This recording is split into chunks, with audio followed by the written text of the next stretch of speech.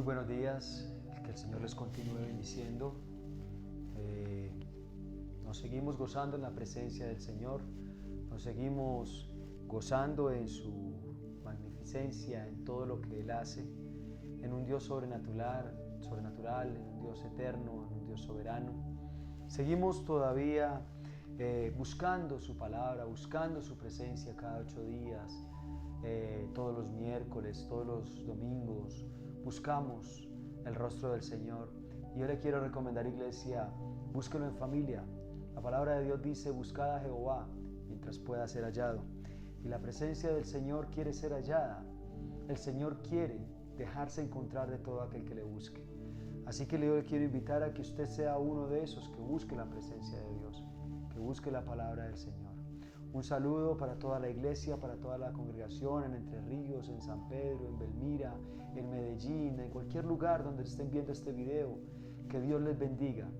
Oremos al Señor para que Él sea dirigiendo este momento y para que el Espíritu Santo tome el control de cada palabra que va a salir de mi boca y también de su entendimiento, de su conocimiento, para que usted pueda entender la buena voluntad de Dios, agradable y perfecta para su vida el día de hoy.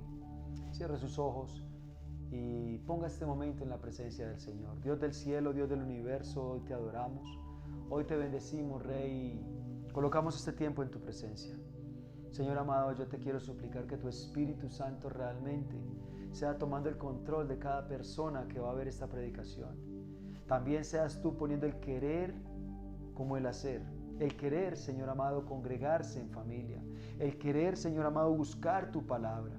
Señor amado, solamente tú puedes colocar el sentir en cada familia, en cada hogar, de recurrir a buscar tu presencia a través de esta palabra, a través de estos cultos que estamos haciendo, bendito Dios. Yo te quiero suplicar que tú coloques tanto el querer como el hacer por tu buena voluntad, Padre Celestial, y que te manifiestes en medio de ese tiempo, de ese espacio en el cual vamos a estar congregándonos allí en familia. Que seas tú, Señor amado, avivando el fuego en los niños, en los jóvenes, en los adolescentes, Padre Celestial, en cada una de nuestras vidas.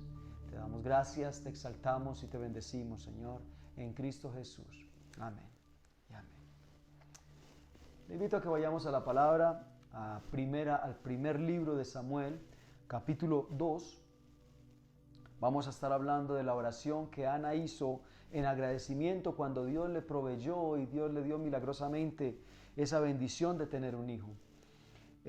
Primera de Samuel, capítulo 2, versículo 1 en adelante, vamos a leer hasta el verso 10, dice la palabra del Señor: Y Ana oró y dijo: Mi corazón se regocija en Jehová, mi poder se exalta en Jehová, mi boca se ensanchó sobre mis enemigos, por cuanto me alegré en tu salvación. No hay santo como Jehová, porque no hay ninguno fuera de ti, y no hay refugio como el Dios nuestro. No multipliquéis palabras de grandeza y altanería. Cesen las palabras arrogantes de vuestra boca, porque el Dios de todo saber es Jehová, y a Él toca el pesar las acciones. Los arcos de los fuertes fueron quebrados, y los débiles se ciñeron de poder. Los saciados se alquilaron por pan, y los hambrientos dejaron de tener hambre. Hasta la estéril ha dado a luz 7, y la que tenía muchos hijos languidece. Jehová mata y Él da vida. Él hace descender al Seol y hace subir. Jehová empobrece y Él enriquece, abate y enaltece. Él levanta del polvo al pobre y del muladar exalta al menesteroso, para hacerle sentarse con príncipes y heredar un sitio de honor. Porque de Jehová son las columnas de la tierra, y Él afirmó sobre ellas el mundo. Él guarda los pies de sus santos, mas los impíos perecen en tinieblas, porque nadie será fuerte por su propia fuerza. Delante de Jehová serán quebrados sus adversarios, y sobre ellos tronará desde los cielos. Jehová juzgará a los confines de la tierra, dará poder a su rey y exaltará el poder de su ungido. Que el Señor nos bendiga a través de su palabra. Padre eterno, amado Dios, hoy venimos, Señor, a colocar este tiempo, esta palabra, Señor, delante de tu presencia. Háblanos, Dios, ministranos. Te damos gracias en Cristo Jesús. Amén. Hoy vamos a hablar de una mujer llamada Ana y de la oración que ella hizo. ¿Quién era Ana? Ana, la estéril esposa de un hombre llamado Elcana, mujer que no podía tener hijos y que oró porque su vida estaba destinada a la burla, porque su vida estaba destinada a que sus enemigos se pararan encima de ella, se burlaran de ella, se rieran de ella, y viéndose obligada a conformarse tal vez con el amor de su esposo, porque no le podía dar hijos, porque no podía tener hijos, ella no solamente quiso orar, sino que también quiso creerle. Ella quiso creer a ese Dios sobrenatural, a ese Dios omnipotente, a ese Dios que puede cambiar el destino de la gente. Eso es lo que vamos a estar viendo hoy. Cómo una mujer le creyó a un Dios que puede cambiar destinos. Cómo una mujer que estaba destinada a perecer, tal vez a vivir una vida triste, mal, aburrida y deprimida, le creyó a Dios y Dios cambió su destino. Ella conoció a un Dios sobrenatural. Entonces, la alegría y lo que le llama a uno la atención de la vida de Ana es que la alegría y el gozo de Ana no está en la bendición, no está en Samuel, que fue el hijo que Dios le dio. De hecho, Dios más adelante le da 5 hijos más. Dice la palabra que le da 3 hijos y 2 hijas más. O sea, en total fueron 6. Pero la alegría de Ana no estaba en Samuel. La alegría, la verdadera alegría de Ana, dice que es Jehová. Dice, mi corazón se regocija en Jehová, mi poder se exalta en Jehová. Mi boca se ensanchó sobre mis enemigos por cuanto me alegré en tu salvación. La alegría de Ana estaba en Jehová, que le podía dar salvación. Y recuerden, la palabra salvación en el Antiguo Testamento específicamente no es la palabra salvación de vida eterna. Ana le creyó a aquel que le podía sacar de esa situación inmediata, de esa situación cotidiana, de esa situación que ella estaba viviendo en el momento.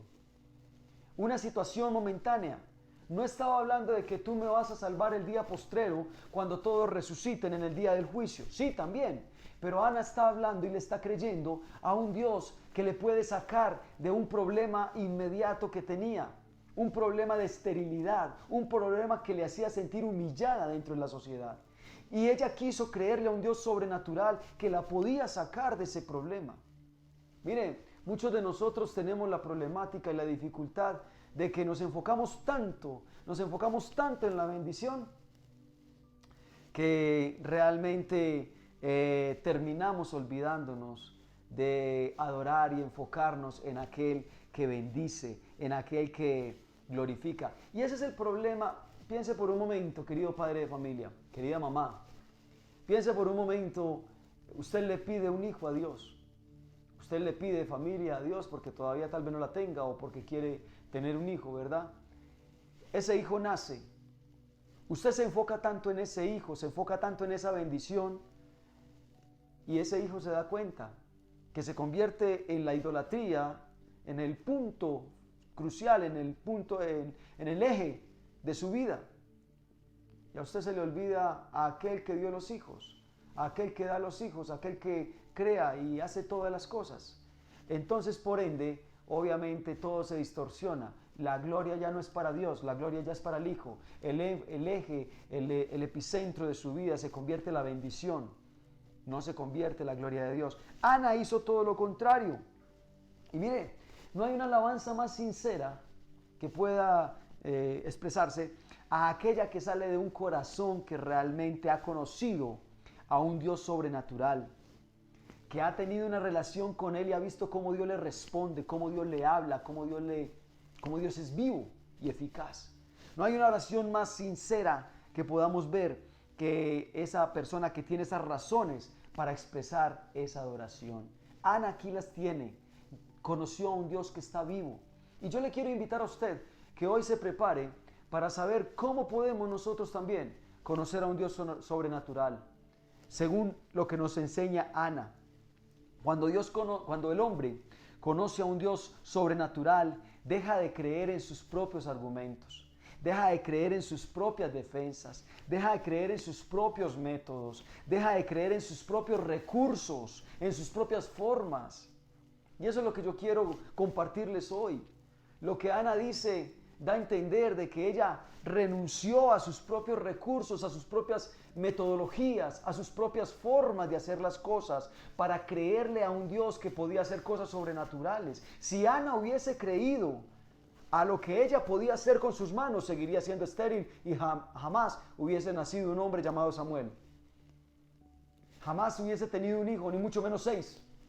Si ella hubiera seguido creyendo en sus propios recursos, en sus propias formas. Y eso es lo que queremos entender hoy.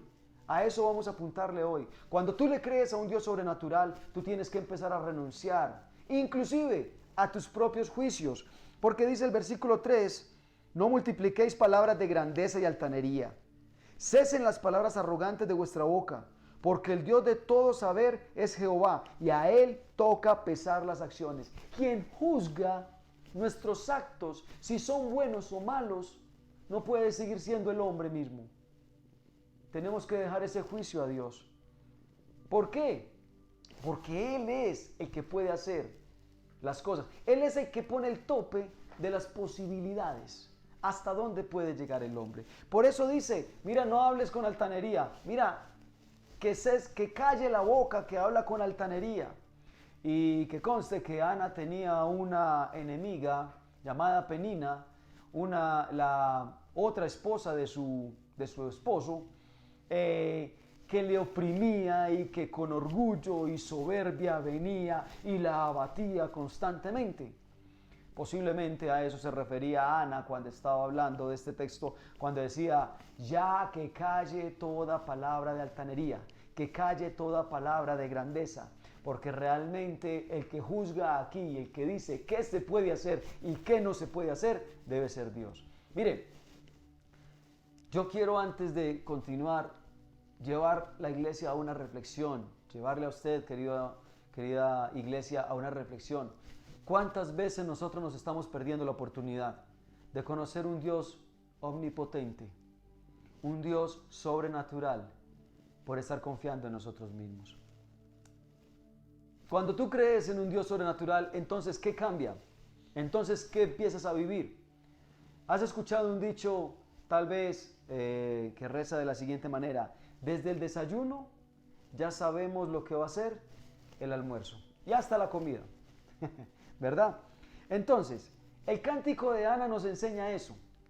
Ana ve el nacimiento de Samuel como el principio simplemente de la obra de Dios, como el principio poderoso de lo que Dios iba a manifestar. Pero ella, con esa pequeña manifestación, porque para ella, a comparación de lo que venía, el nacimiento de Samuel era algo pequeño, era un milagro pequeño, a comparación de toda la grandeza de Dios. Mire el verso 4, como dice, los arcos de los fuertes fueron quebrados, y los débiles se ciñeron de poder. Los arcos de los fuertes. Ese cántico de Ana parece un salmo de alabanza anticipada a Dios por esas acciones salvíficas de Dios en medio de la prueba, en medio de su pueblo, en medio de todo lo que Dios iba a hacer a través del libro. Si usted se da cuenta, ese versículo 4 está resumiendo el libro. Está diciendo, Dios trajo salvación al mundo. Y no estaba hablando solamente de Samuel. Pareciera inclusive de que ese texto bíblico está hablando de lo que sucedió entre David y Saúl. Los arcos de Saúl, los arcos de los fuertes como Saúl fueron quebrados. Y los débiles como David se ciñeron de poder. Si usted se da cuenta en el libro completo, este versículo está resumiendo todo lo que hay.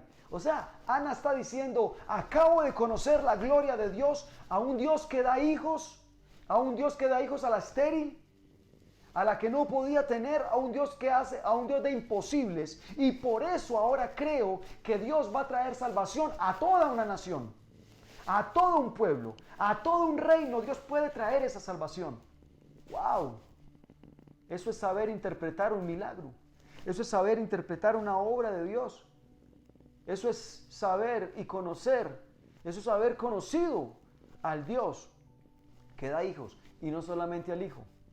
Eso es conocer al Dios que da los panes y los peces, y no conformarse con los panes nomás y los peces. Ok, a su vez, ella está hablando de cómo Dios le llena de poder en medio de esa debilidad.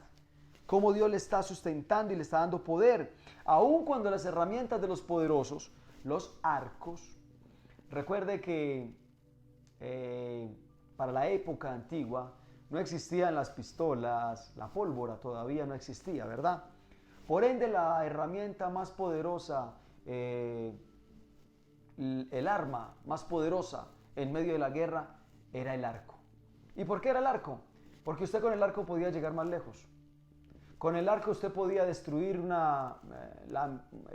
20, el 30% de los enemigos sin que los enemigos todavía lo hubiesen tocado. Entonces la herramienta más poderosa para esta época era el arco. Si Ana viviera en nuestra época, hubiera dicho, las armas biológicas de los malos fueron destruidas, fueron quebradas, fueron quitadas, ¿verdad? Pero dice que los débiles se ciñeron de poder. En realidad, Ana está mirando a un Dios que ciñe de poder al hombre. Un Dios que por encima de las cosas sobrenaturales, por encima de las cosas naturales, viene y aunque los demás tengan más poder, aunque los demás tengan más grandeza, Ana está diciendo, aunque ellos tengan las herramientas temerarias, mi Dios a los débiles los fortalece, los levanta. Entonces ella alcanza a ver cómo Dios le transforma las circunstancias de la vida. Y piensa también que Dios va a transformar las circunstancias de un pueblo. Ahora, ¿en qué pueblo estaba viviendo Ana? El mismo capítulo 2, versículo 12 en adelante, nos enseña que a nivel espiritual el pueblo estaba pasando una de las peores épocas que podía pasar. Aunque ella era fiel y seguía recurriendo al templo, ella estaba viviendo en medio de una época donde la parte religiosa había sido completamente descuidada, completamente asolada. Los hijos de Elí se estaban burlando de Dios, se estaban aprovechando de la situación, estaban haciendo lo que no era debido. Era necesario que alguien viniera con esperanza, alguien viniera con esa fe y dijera, así como Dios cambió mis circunstancias, así Dios puede cambiar las circunstancias de esta nación. Ana le trae esperanza a una nación que espiritualmente está perdida, que religiosamente ha caído. De hecho, el pueblo de Israel estaba ya perdiendo batallas y dice que se llevan el arca y es allí cuando el arca también es llevada secuestrada por los filisteos. La secuestran los filisteos. Conocemos la historia, cómo Dios se glorifica allí. Pero era necesario que Dios hiciera todo esto y Ana lo vio desde el desayuno, desde el principio. Ella ya sabía lo que iba a suceder al final, lo que Dios iba a hacer. Entonces, dice la palabra que los saciados se alquilan por pan y los hambrientos dejaron de tener hambre. Hasta la estéril que ha dado a luz 7 y la que tenía muchos hijos languidece. Mire, nosotros hemos escuchado el dicho de que la vida da muchas vueltas. Sí, la vida da muchas vueltas. Aquí lo que está diciendo es el versículo 5. Los saciados, o sea, los que tuvieron en abundancia, los que tuvieron siempre riqueza, ahora se están alquilando por un pedazo de pan. Ahora están dándose por un bocado de comida. ¿Cómo da de vuelta la vida? ¿Cómo nos voltea la vida de un momento a otro y el que tenía ya no tiene? Y el que no tenía nada ahora es el poderoso, es el fuerte. Todos pasan por su temporada de fama, pero también caen. Pero lo que está diciendo Ana es que ella está colocando esas vueltas de la vida, las está colocando en las manos de su Creador. No son vueltas al azar, no son coincidencia.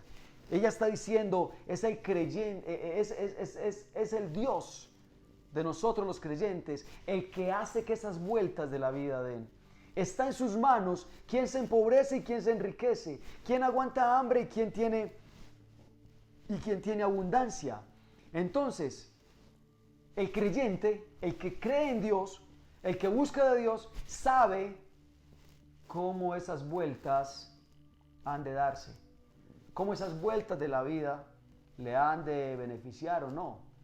El creyente sabe que si busca a Jehová, esas vueltas de la vida no le van a afectar, porque él ya sabe que es lo que ha de venir. Eso es lo que está haciendo Ana, eso es lo que está haciendo ella. Está diciendo, mira, la vida aquí en el pueblo de Israel va a dar muchas vueltas. Así como me dio vuelta a mí, que hace unos días no podía tener hijos, hace algunos meses, y ahora resulta que soy la bendecida, la prosperada. Así mismo Dios se va a encargar del pueblo, de darle vueltas. Pero lo importante es que cuando yo veo a Dios, conozco a un Dios sobrenatural, yo sé que esas vueltas son para bien. A los que aman a Dios, todas las cosas le van a ayudar a bien. No estoy dependiendo del azar, no estoy dependiendo de las circunstancias, no estoy dependiendo de que, la suerte, que la suerte me acompañe y que la suerte esté de mi lado. No, de hecho, Ana está diciendo acá, en el versículo 5, en la parte B, dice, hasta la estéril ha dado a luz 7, y la que tenía muchos hijos languidece. Ana no está hablando de sí misma, porque Ana no tuvo 7 hijos, Ana tuvo 6, contando a Samuel. La palabra nos enseña ahí en el capítulo 1, también más adelante, que Dios bendijo a Ana y le dio 5 hijos, le dio 3 hijos y 2 hijas más, o sea, 6 en total. Ana no está hablando de ella cuando dice, la que era estéril dio 7 hijos, en realidad está hablando del pueblo. Está diciendo, el número 7 siempre fue el número que simbolizó la bendición de Dios. La bendición de Dios sobre el pueblo. Cuando dice tuvo 7 hijos, está diciendo tuvo el número perfecto, tuvo la prosperidad perfecta de parte de Dios. El pueblo que era estéril, el pueblo que no conocía a Dios, el pueblo que estaba sin sacerdotes, el pueblo que estaba sin palabras, sin quien le enseñara, tuvo la bendición perfecta de Dios. Y los pueblos que tenían supuestamente la prosperidad y los pueblos que tenían el poder y la autoridad, languidecieron. Si usted mira a través del libro, usted se da cuenta toda esa guerra con los filisteos, cómo los filisteos terminaron humillándose y sus dioses terminaron humillándose delante del Dios sobrenatural, delante del Dios eterno y soberano, delante del arca del pacto. Dagón, rey de los filisteos, terminó humillado delante de él. Los filisteos terminaron con tumores cerebrales delante de la presencia del arca del pacto, delante del Dios de Israel. Ana está anticipando todo eso y está diciendo, mira, Dios va a cambiar esas circunstancias. Pero también ella está viendo que en cada circunstancia, en cada cosa que Dios hace, en cada paso que Dios da, tiene un propósito. Por ejemplo, el empobrecimiento y la riqueza delante de Dios tiene un propósito. Dice el verso 6, Jehová mata y él da vida, él hace descender al Seol y hace subir. Jehová empobrece y él enriquece, abate y enaltece. Aquí estamos viendo dos características. Ana está diciendo, la muerte y la vida también están en las manos de Dios. Y aún esa muerte y esa vida, dice el verso 6, él hace descender al Seol y hace subir. Y hace subir otra vez de allá mismo, del Seol. Venga, ella está diciendo, es que ni la muerte se le escapa de las manos a nuestro Dios sobrenatural. Hasta la muerte tiene un propósito. Los cristianos no podemos esperar de que nosotros no muramos. No, la muerte tiene un propósito delante de la presencia de Dios. Pero es interesante porque a todo le está viendo un fin. Hasta la muerte, para los que aman a Dios, sale para bien, resulta para bien, porque más rápido nos presentamos delante de la presencia de Dios. Pero también está utilizando dos palabras acá. Dice que Él es el que empobrece, Jehová empobrece y Jehová enriquece. ¿Cómo es posible que Jehová empobrezca? Ahora, usted tiene que entender cómo es el término empobrecer allí en la palabra. El término empobrece es el término yarash. Yarash. ¿Qué significa el término yarash? Lo que Jehová hace con nosotros. Es heredero designado. En Génesis 15, versículo 3, Génesis capítulo 15, versículo 3 nos menciona ese término, cuando Abraham habla con Dios respecto a su heredero designado, que él todavía no tiene hijos, pero entonces va a quedar en manos de Ismael. Génesis capítulo 15, versículo 3. Dice, dijo también Abraham, mira que no me has dado prole, y he aquí, será mi heredero un esclavo nacido en mi casa. La palabra heredero ahí es un hombre pobre, un hombre empobrecido. ¿Pero por qué es empobrecido? Porque aún no ha recibido todavía la herencia. Cuando la palabra de Dios me dice aquí en Samuel, cuando Ana viene y dice, Jehová es el que empobrece, no está hablando de la miseria, no está hablando de la ruina. Jehová no lleva a sus hijos a la ruina, no los lleva a la miseria, a arrastrarse. No, más bien la palabra pobreza, que es la palabra petoquia, que significa ruina, una persona arruinada, totalmente acabada, es resultado en la Biblia de una maldición, de una persona de mal proceder. Jehová a sus hijos no los arruina, pero sí los empobrece. Y utiliza la palabra yarash, que significa heredero asignado. ¿Qué quiere decir eso? Es un futuro heredero, por lo tanto, aún no ha recibido esa herencia. O sea, cuando Jehová empobrece, lo que está diciendo es, no te entrega todavía tu herencia. Te retiene la herencia. ¿Y por qué la retiene?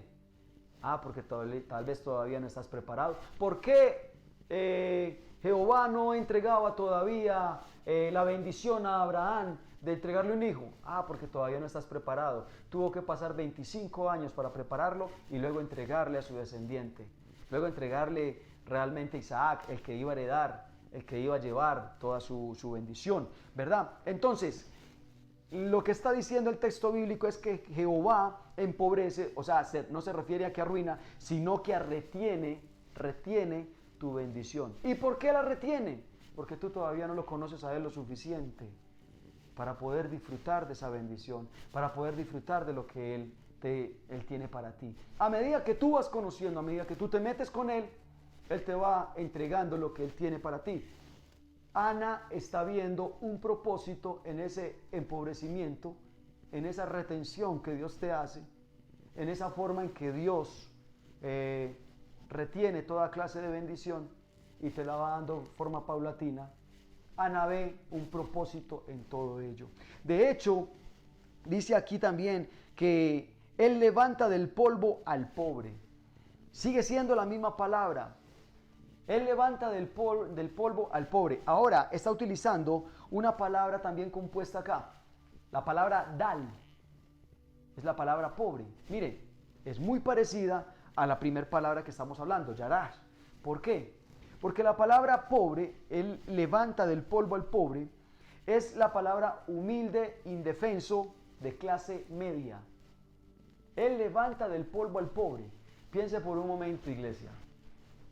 La clase media era casi el 90-95% de la población. Era la clase media. Todavía en nuestra época la clase media obedece a un 90% más o menos de la población. Pero esa es la clase pobre de la que está hablando Ana. Yo quiero que usted entienda esto. ¿Por qué? Porque es importante ver cómo Dios nos mantiene cuando nos está enseñando, cuando estamos en la mano de Dios.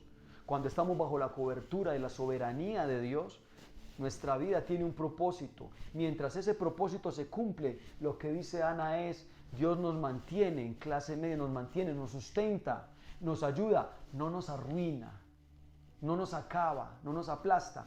Jehová aplasta a sus enemigos, Jehová arruina a sus enemigos, a sus perseguidores, pero a sus hijos sí, los empobrece, o sea, los mantiene en un estado medio. Y cuando es la hora, cuando es el momento, ¿qué es lo que hace Jehová? Los coge y los levanta. Y los levanta y los coloca ¿cómo?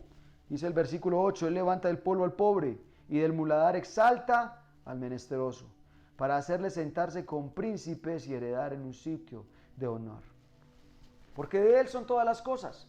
Entonces, aún la muerte y la vida tienen un propósito delante de la presencia de Dios.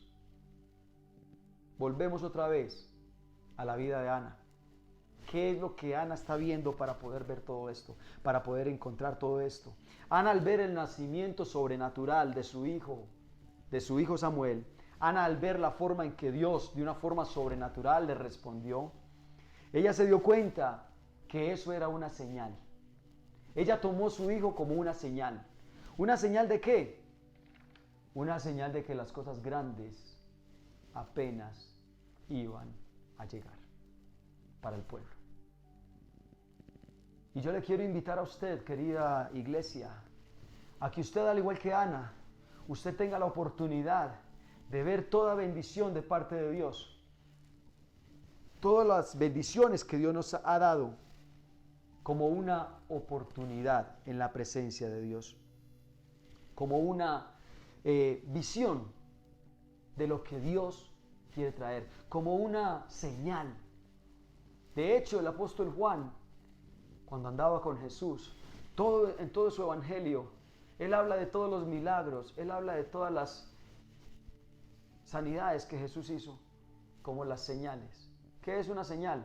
Algo que me indica, ya viene algo más grande, ya viene algo mejor. No se quede con la señal, no se quede con la señal que usted todavía no ha llegado. Lo decíamos en predicaciones anteriores. Ahora, lo importante es que mientras esas señales se van dando, mientras Jehová viene y hace justicia, mientras vemos el propósito que Dios tiene para con nosotros en nuestra vida, Ana también ve otro factor importante y lo ve en el versículo 9. Ella dice, Él guarda los pies de sus santos. Lo importante es que mientras vamos caminando, mientras esa herencia, mientras esa bendición se desata, mientras Dios viene y nos revela por completo su propósito para con nosotros, que aún hasta la muerte tiene un propósito para con nosotros, mientras todo eso se ve, lo que Ana dice y lo que Ana profetiza allí en la palabra es, de igual manera, mientras tanto, Jehová va guardando los pies de sus santos. ¿Por qué es necesario que Jehová guarde los pies de sus santos? Mira, el camino del Evangelio, tenemos que entender, es un camino angosto, como la palabra lo enseña en Mateo. Es un camino angosto, es un camino resbaladizo, es un camino pedregoso. Y tenemos que entender que nuestros pies, como pies de ser humano, como pies de hombre, son pies débiles. La clave está en conocer a un Dios sobrenatural, que es el fuerte que nos va a ayudar a caminar en ese camino. La clave está en la combinación perfecta entre la fe en ese Dios sobrenatural y la obediencia a ese Dios sobrenatural para llegar a conocerle, para llegar a tener relación e intimidad con Él y poder darnos cuenta que Él nos va a sustentar todo el tiempo mientras caminamos por ese camino. El camino cristiano, nadie dijo que iba a ser un paseo, pero hay que perseverar en la fe y en la obediencia.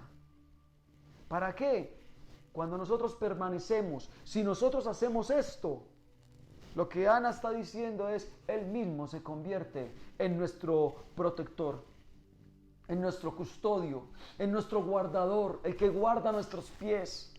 No importa si ya estás recibiendo la promesa que Dios te dio o si apenas estás creyendo en ella, si estás en esa condición, si estás caminando sobre la cobertura sobrenatural de Dios, Dios va a guardar tus pies hasta el momento en que tú llegues, hasta el final, hasta tu salvación, hasta tu reino.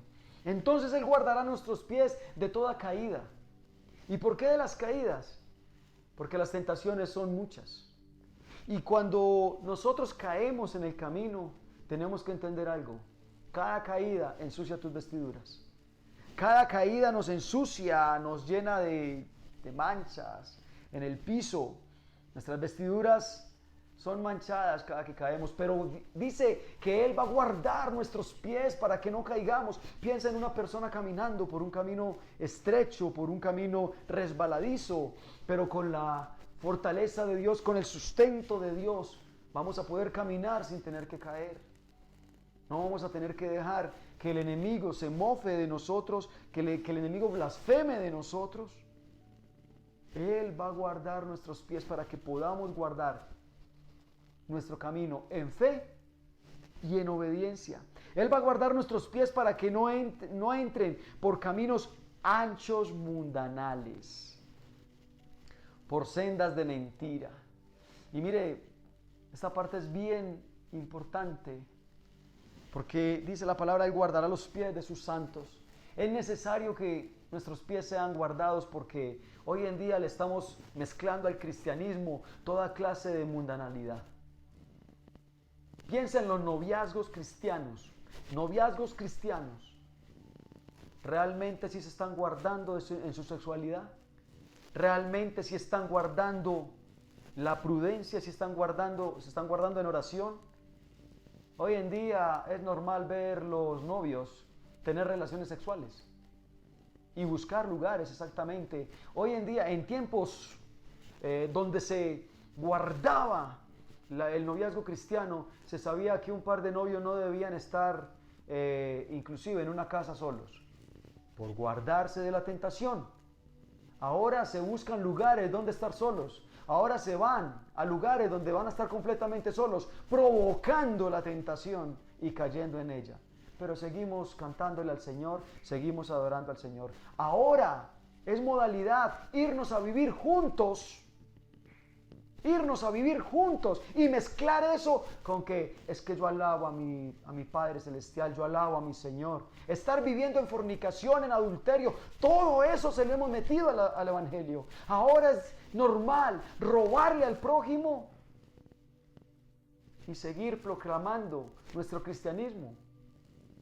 Mire, lo que la palabra está diciendo es, si tú mantienes en fe y tú mantienes en obediencia, Dios va a guardar tus pasos para que tú no te desvíes hacia esa clase de doctrinas falsas, hacia esa clase de mentiras. Dios quiere guardar los pies de sus santos, de aquellos que han creído en un Dios sobrenatural, para que no tengan que estar resbalando, no tengan que estar desviándose hacia caminos mundanales. Él va a guardar nuestros pies para que no se hinchen con la fatiga del camino. No se cansen, porque el camino es largo. Nadie dijo que iba a ser corto. Tenemos toda una vida y todo lo que venciste hoy, lo vas a tener que volver a enfrentar mañana.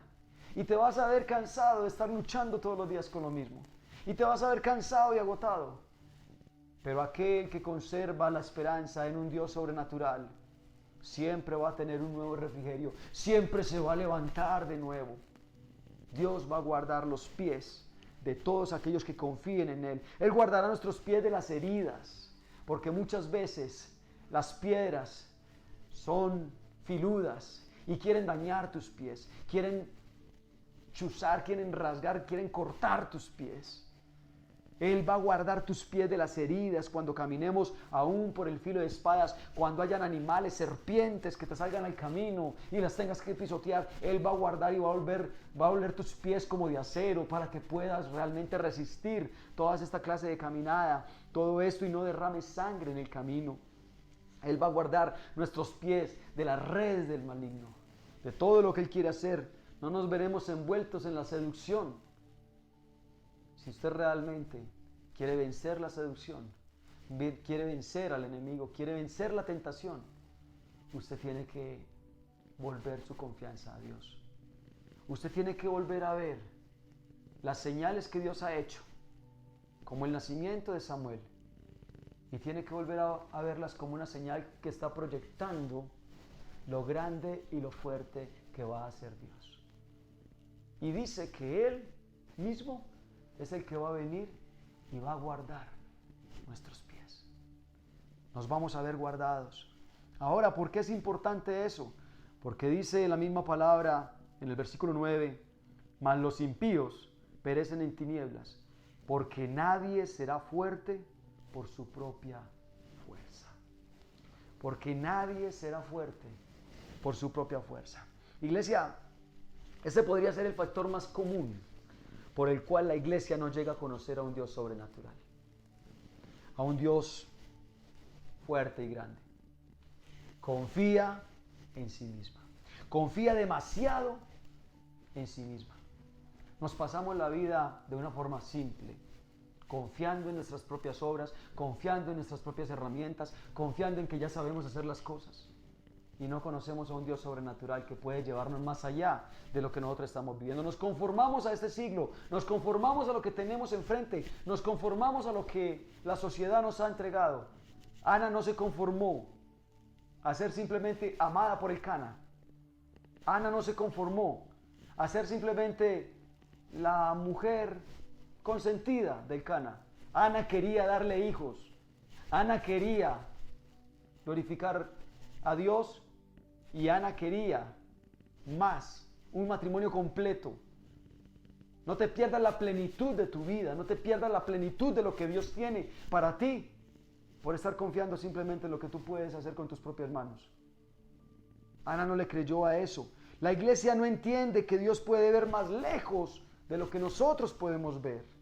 Dios tiene el control, tiene el propósito, tiene el plano completo de lo que es nuestra vida. Cuando tú confías en Él, cuando tú tienes fe y obediencia a Él, cuando tú ves las bendiciones momentáneas como una señal de que algo grande viene y le crees a eso y obedeces a eso, tú vas a ver lo que Dios ve. Tú vas a llegar a los lugares donde Dios te quiere llegar. Y créame, esos lugares nunca te los imaginaste. Nosotros, mi esposa y yo, nunca nos imaginamos que íbamos a ser los pastores de 3 iglesias en el norte de Antioquia, que íbamos a estar pastoreando y que íbamos a ver todas las maravillas que Dios ha hecho y que Dios sigue haciendo acá en el norte de Antioquia. Nosotros simplemente veníamos a evangelizar, a compartir con una familia, con la otra, y Dios fue el que se encargó de glorificarse y de hacer las cosas, de ir más allá. Dios tenía planes más lejanos que los de nosotros y todavía esta es la hora que los tiene, planes más allá de lo que nosotros podemos ver. La iglesia no está dispuesta a tener fe, no está dispuesta a obedecer los mandatos de Dios. Y ese es el factor más común por el cual la iglesia no alcanza a conocer a un Dios sobrenatural. Si tú y yo queremos conocer a ese Dios, si queremos acercarnos a Él, tenemos que empezar a ver a Dios como lo veía Ana. Mira a tu alrededor y date cuenta que Dios no se ha dejado de manifestar, no ha dejado de hacer señales, no ha dejado de mostrar su gloria. Lo cual quiere decir que tú puedes confiar en ese Dios, tú puedes descansar en Él. Él es un Dios confiable, en lo que Él prometió, Él lo va a hacer, Él lo va a terminar, tu palabra lo promete. Entonces yo te quiero invitar a que tú empieces a mirar y a decirle al Señor: Señor, yo confío en ti, yo le creo a tu palabra, yo le creo a tus dichos. Señor amado, yo tengo fe y quiero obedecer a tu palabra. Yo quiero conocer a un Dios que todo lo puede, a un Dios que hace cosas que yo ni siquiera me puedo imaginar. Cierra tus ojos allí y dile: Señor, yo quiero conocerte más, yo quiero, Señor, acercarme a un Dios que me lleve más allá de lo que yo puedo imaginar, que abra mis ojos y me permita ver la grandeza de lo que Él se propone. Señor amado, yo entiendo que mi falta de fe no me deja ver más allá de lo que tengo en este momento. Señor amado, mi falta de fe no me deja, Señor, prosperar en mi matrimonio, ni en mi economía, ni en mis amistades, ni en mi vida social, ni en mi trabajo. Yo sé, Señor amado, y comprendo que mi falta de fe me ha afectado en gran manera, pero también comprendo que tú eres Dios omnipotente y que tú, Señor amado, quieres sacarme a los lugares donde yo no me he imaginado que puedo estar andando. Pero, Señor amado, mientras camino, yo te quiero suplicar: guarda mis pies. Mientras veo tu propósito, yo te quiero suplicar: sé tú mi protector, sé tú mi custodio, Señor. Llévame contigo a los lugares que tú me quieres, Señor amado, mostrar, a los lugares que tú me quieres enseñar, Dios del cielo. Quiero conocer al Dios omnipotente. Quiero conocer al Dios soberano, al Dios sobrenatural, al Dios que todo lo que prometió lo cumplirá. Quiero acercarme más a ti. Quiero conocerte, Rey de la Gloria. Padre de la Gloria, yo te quiero suplicar que tu iglesia pueda tener ese encuentro personal, íntimo, contigo, Dios del cielo. y que pueda realmente, Señor amado, sentir como tú guardas sus pies mientras caminamos hacia tu propósito. Te damos gracias porque todas las cosas nos ayudan a bien cuando estamos enamorados de ti.